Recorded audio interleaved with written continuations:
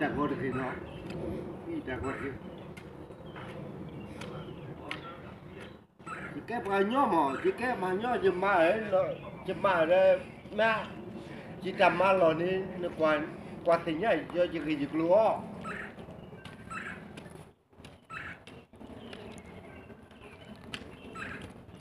ai da chỉ mấy vài cái chỗ có phố lo chỉ mà này chỉ mà cha nó lo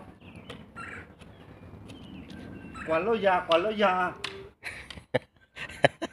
tại vì phơi là hàng gọi oi ra tao gì vậy phơi là oi tao gì đấy nhỉ dây chỉ ta thấy là bà đây chỉ mà đi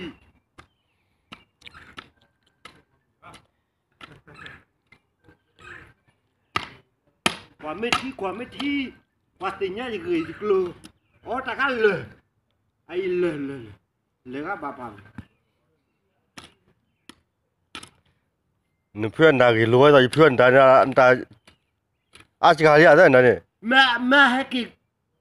quả cha này chỉ gửi thì lừa đi tình nhau vậy cha nó lo vậy gì mình chồng với mua mò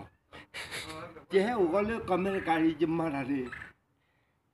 à ghi từ đó quả lấy gì mà chỉ tập đi tập mà lòi nè quả thiêu chứ mà cha nó lo gì vậy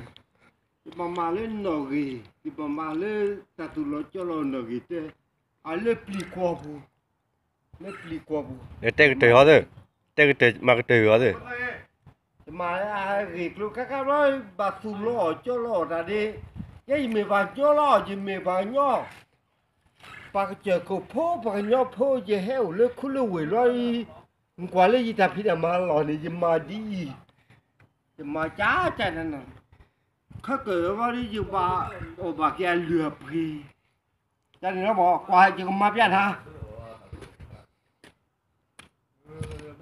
bà lẽ rồi tôi tụi này bà lẽ rồi hả你学一下去，我这个咋搞呀？没给我发了，没给我发了。quả ya mới thi ya哎呀，